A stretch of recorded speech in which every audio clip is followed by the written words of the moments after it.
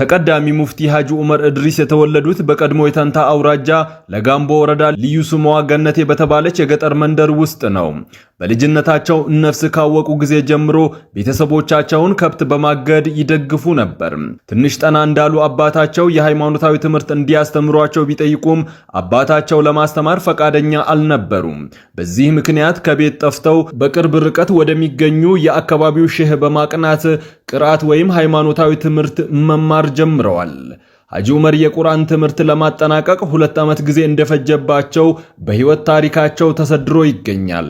በመቀጠልም አባታቸው ማሽላቸውን ወፎች በልተው ስላስቸገሯቸው አባት ታሟል ድረስ የሚል መልእክት የላኩባቸው ሲሆን ሐጂ እድሪስ አባቴ የፈለገኝ ለከስብ ነው አልታመመም የሚል መከራከሪያ ያቀርባሉ።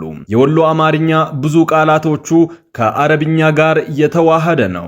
ከስብ ሲሉ ስራ ማለታቸው ነው።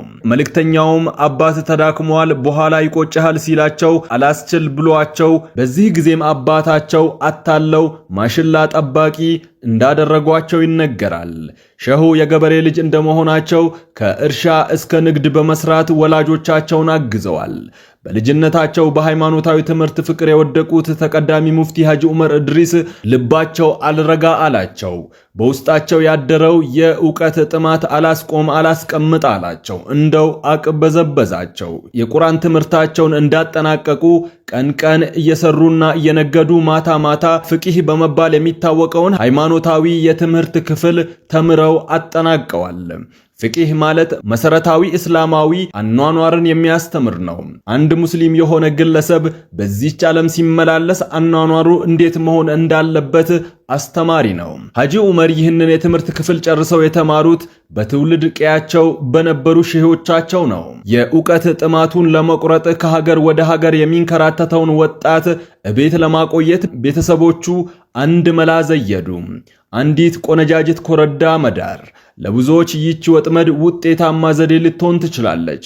በእውቀት ጥማት የነደደውን ወጣት ግን አሳስራ ቤት ማስቀረት አልቻለችም። ሐጂ ዑመር ሚስታቸውን ቤተሰቦቻቸው ጋር አስቀምጠው የልባቸውን መሻት ለማሟላት ትምህርታቸውን ለመቀጠል ቀያቸውን ጥለው ነጎዱ።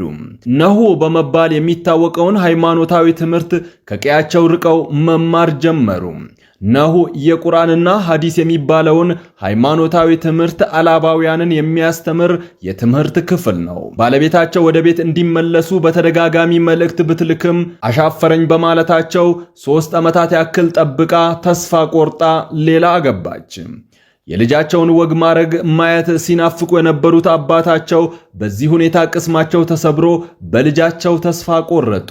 ስለ ልጃቸው ለሚጠይቃቸው ሁሉ ዑመር እኮ ሞቷል፣ የሞተ ሰው አታውቁም፣ ትዳሩን ፈቶ ንብረቱን ጥሎ በረሃብ እየተጠበሰ በሰው ሀገር ይንከራተታል እያሉ ይናገሩ ነበር።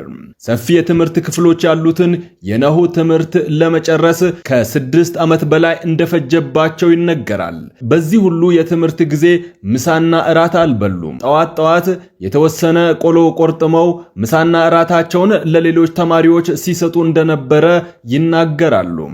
ሐጂ ዑመር ሃይማኖታዊ ዕውቀታቸው እያደገ ሲመጣ ከተማሪነታቸው ጎን ለጎን ተማሪዎችን ያስተምሩ ነበር። በዚህ መልክ ዓመታትን ካሳለፉ በኋላ ሐዲስ የሚባለው የትምህርት ክፍል እርሳቸው በሚማሩበት አካባቢ አልነበረምና ሼሆቻቸውን አስፈቅደው ወደ ደሴ በመሄድ ለ1 ዓመት ከሐጂ መሐመድ ሳኒ እግር ስር ቁጭ ብለው ትምህርታቸውን ተከታትለዋል። ሐጂ መሐመድ ሳኒ አዲስ አበባ ለቁርአን ተፍሲር ወይም ለቁርአን ትምህርት ተፈልገው ሲሄዱ ሐጂ ዑመርና ሌሎች ተማሪዎቻቸው እንደሚመጡ ቢጠብቁም ሐጂ መሐመድ ሳኒ እንደማይመጡና ትምህርታቸውን ሌላ ሼህ ጋር ሄደው እንዲያጠናቅቁ መልእክት ሲልኩላቸው ሐጂ ዑመር ሐጂ ሳኒን ተከትለው አዲስ አበባ ገቡ። አዲስ አበባ የሐዲስ ትምህርታቸውን ለማጠናቀቅ የፈጀባቸው 1 ዓመት ጊዜ ብቻ ነበር። ሐጂ ዑመር አዲስ አበባ በመጡበት ጊዜ በአዲስ አበባ ውስጥ የሃይማኖታዊ ትምህርት ብዙም አልነበረም። በመሆኑም በአንዋር መስጂድና በበኒን መስጂድ በቋሚነት በማስተማር አሳልፈዋል። አዲስ አበባ በሁለቱ መስጂዶች ለ6 ዓመታት ያክል ካስተማሩ በኋላ የቀያቸው ልጆች ወደ ትውልድ ሀገራቸው ለመውሰድ ይወተውቷቸው ነበር። ሐጂ ዑመር ወደ ቀያቸው ለመመለስ ፍላጎት በፍጹም አልነበራቸውም። ወዳጆቻቸው ሐጂ ዑመር ወደ ቀያቸው ተመልሰው ትዳር መስርተው እንዲኖሩ ነበር መሻታቸው። እርሳቸው ግን አንዴ ይችን ዓለም ንቄ ለአኬራ ወይም ለቀጣዩ ዓለም ብዬ ወጥቻለሁ፣ ዳግም ተመልሼ ማግባትም ሆነ መውለድ አልፈልግም፣ ለዚህ ነው ሀብትና ንብረቴን ጥዬ የተቀመጥኩት ነው የእርሳቸው ምላሽም። እጅግ በጣም የሚቀርቡት አብሮ አደጋቸው አንዲት የሸህ ልጅን አጨላቸውና ሀገራቸው ሄደው እንዲያገቡ ደብዳቤ እንደላከላቸው የሚናገሩት ሐጂ ዑመር ትዳሩን ይሁን ብለው ቢቀበሉም ቀያቸው ላይ መቆየት እንዳልፈለጉና ሚስታቸውን ይዘው አዲስ አበባ እንደተመለሱ ይናገራሉ። ከዚች ሚስታቸው 10 ልጆችን ወልደዋል። አንዱ ልጃቸው ግን በህይወት የለም። የኢትዮጵያ እስልምና ጉዳዮች ከፍተኛ ምክር ቤትን በመመስረት ሂደት ላይ የጎላ ሚና የተጫወቱ ሲሆን በምክር ቤቱ ከተለያዩ ኃላፊነቶች እስከ ፕሬዝዳንትነት ላለፉት 50 ዓመታት አገልግለዋል።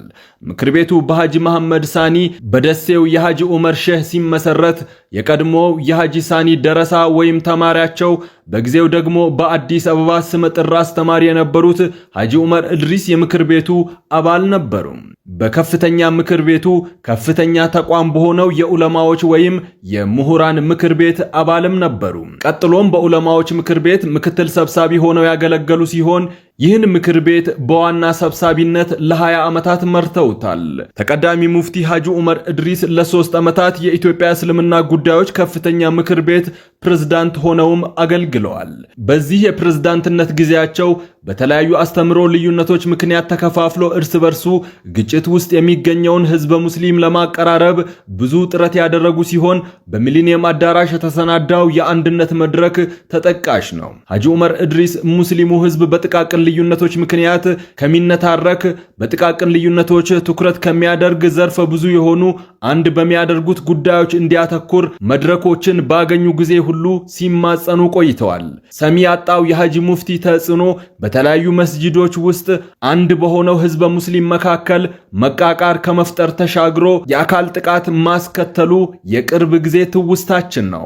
የሃይማኖት ድንበርን ተሻግረው ሰብአዊነትን የሰበኩ የሰላም ሰው፣ የሰውነት ውሃ ልክ የፍቅርና የሰላም ተምሳሌትም ናቸው።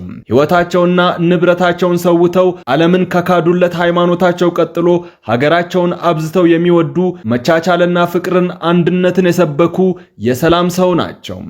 ተቀዳሚ ሙፍቲ ሐጂ ዑመር እድሪስ ለህዝበ ሙስሊሙ ብቻ ሳይሆን ለሀገርም አበርክቷቸው የላቀ ነው። በዚች ምድር ከ80 ዓመታት በላይ በፍቅርና በሰላም ተመላልሰዋል። ሰላም ማነሽ ተብላ ብትጠየቅ ሐጂ ዑመር ነኝ ትል ነበር። ለዚህ ሀገራዊ የላቀ አበርክቷቸው ከአዲስ አበባ ዩኒቨርሲቲ የክብር ዶክተሬት ማዕረግ ተበርክቶላቸዋል። ይህ የሰላምና የፍቅር አባት ታመሙ የሚባለው ዜና መሰማቱን ተከትሎ በመላ ሀገሪቱ ከፍተኛ የሐዘን ድባብ አንዣቧል። ያለ ሃይማኖት ድንበር ትልቅ ትንሹ ተደናግጧል። ዋርካው ሲጠወልግ የተጠለሉበት ነፍሳት ለፀሐይ ጨረር ይጋለጣሉና ኢትዮጵያውያን የሰላማቸው ዋርካ የአንድነታቸው ጥላ የሚሏቸው በመታመማቸው አዝነዋል። በጉዳዩ ዙሪያ ጥበብ ሚዲያ ማጣሪያ ያደረገ ሲሆን በዚህም መሰረት ተቀዳሚ ሙፍቲ ሐጂ ዑመር እድሪስ ማረፋቸውን ለማረጋገጥ ችለናል። ጥበብ ሚዲያ ለመላው ህዝበ ሙስሊም ለወዳጅ ዘመዶቻቸውና ለቤተሰቦቻቸው መጽናናትን ይመኛል። ክቡራትና ክቡራን የጥበብ ሚዲያ ቤተሰቦች በተቀዳሚ ሙፍቲ ሐጂ ዑመር እድሪስ የህይወት ታሪክ ላይ ያጠነጠነው የዛሬው ልዩ ዘገባችን በዚህ አብቅቷል። ከኛ ጋር በመሆን መረጃን ከጥበብ ስለተከታተላችሁ ከልብ እናመሰግናለን። ጥበብ ሚዲያ በጋዜጠኞች የተመሰረተ ሚዛናዊና ተአማኒ መረጃዎችን በየዕለቱ የሚያደርሳችሁ ገለልተኛ የሚዲያ ቻናል ነው። ሰብስክራይብ በማድረግ የደወል ምልክቷን በማብራት የቤቱ አባል ትሆኑ ዘንድ በታላቅ ትህትና ጋብዘን ተሰናበትን። ሰላም።